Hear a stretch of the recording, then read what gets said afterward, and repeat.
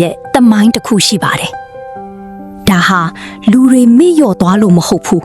။အချိန်ရည်စည်းနဲ့အတူတဖြည်းဖြည်းဝေးကွာသွားရတာပါ။ဒါကရခိုင်လူမျိုးတို့ရဲ့ရခိုင်ရိုးရာယထာဆွဲပွဲတော်တစ်ခုပါ။ဒီအကြောင်းကိုမပြောခင်မှာဒီအကြောင်းနဲ့ပတ်သက်ပြီးနောက်ပြန်လှည့်ကြည့်မယ်ဆိုရင်ဗုဒ္ဓရှင်တော်ဖွားမြင်ခဲ့တဲ့အချိန်ကိုသွားရပါမယ်။မေတော်မာယာတီဝီသည်တိတ်တထမင်းသားကိုဖွားမြင်ပြီး9 ရက်အကြာတွင်လွန်တော်မူခဲ့ပါတယ်။ထို့နောက်ကပိလဝိနဲ့ဒီဝတ္တဟနှစ်ပြည်ကြားတွင်အခက်ခဲဆုံးသောမိခွန်းတစ်ခုပေါ်လာခဲ့ရပါတယ်။မေတော်မာယာတီဝီဘသူကတင်းချိုမလေးပေါ့။ဖြည့်ရှင်ကြီးကထူချပါတယ်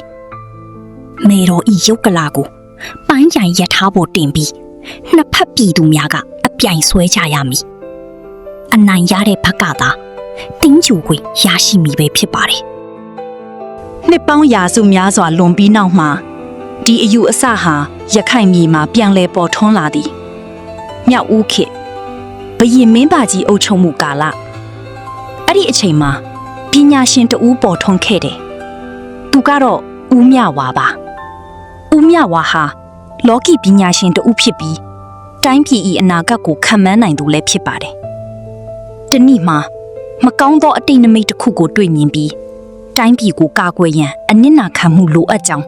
ဘုရင်ထံလျှောက်ထားခဲ့ပါတယ်။ထိုအနစ်နာခံရမိသူမှာသူကိုယ်တိုင်ဖြစ်နေခဲ့ပါတော့တယ်။ရခိုင်ဘုရင်နန်းသက်အတွန်းရှိစီလိုသောကြောင့်ရှင်မြဝါရဲ့သူအသက်ဆုံးရှုံးပြီးနောက်ဘုရင်နှင့်ပြည်သူများအကြားအမိမတူညီမှုများပေါ်ပေါက်လာပါတော့တယ်။အကြောင်းအရာကတော့ဘယ်နေရာတွင်မြုပ်နှံမလဲ။နောက်ဆုံးထပ်မံအသုံးပြုခဲ့သောနီလန်တစ်ခုရှိပါတော့တယ်။အဲ့ဒါကတော့ယထာတစင်းပြုလုပ်ကနှစ်ဖက်ဆွဲပြီးအနိုင်ရသည့်ဖက်ကိုဦးစားပေးရွှေ့ချရမည့်အစီအစဉ်မှာအဲ့ဒီအဖြစ်ပြက်များကြောင့်ပဲရခိုင်လူမျိုးတို့မှာရိုးရာတစ်ခုပေါ်ပေါက်လာခဲ့ပါတော့တယ်။တပူတွဲလာရောက်တိုင်းလူများစုဝေးကြပါတယ်။တစ်သားနဲ့တိဆောက်ထားတဲ့ယထာအလဲတွင်ဝါညုံတိုင်တစ်ခုနှစ်ဖက်ခွဲပြီးတော့အဲ့ဒီယထာကိုအားအင်အပြည့်ဖြင့်နှစ်ဖက်မှာဆွဲကြရတဲ့ရိုးရာယဉ်ကျေးမှုတစ်ခုပါ။အဲ့ဒီပွဲတော်မှာရခိုင်လူမျိုးတို့ရဲ့တန်ချက်များထိုးပြီးတော့အားလုံးဟာပျော်ရွှင်စွာပါဝင်ဆင်နွှဲကြပါတယ်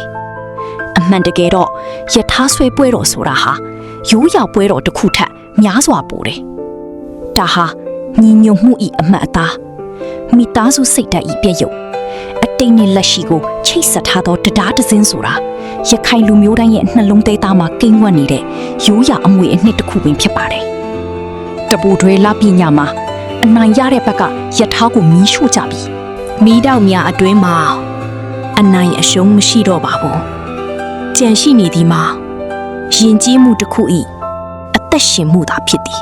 ။သို့သောအချိန်တချို့တွင်ဒီရောရာပွဲတော်သည်ပျောက်ကွယ်လို့နီးပါးဖြစ်ခဲ့နေပြီဖြစ်ပါတော့တယ်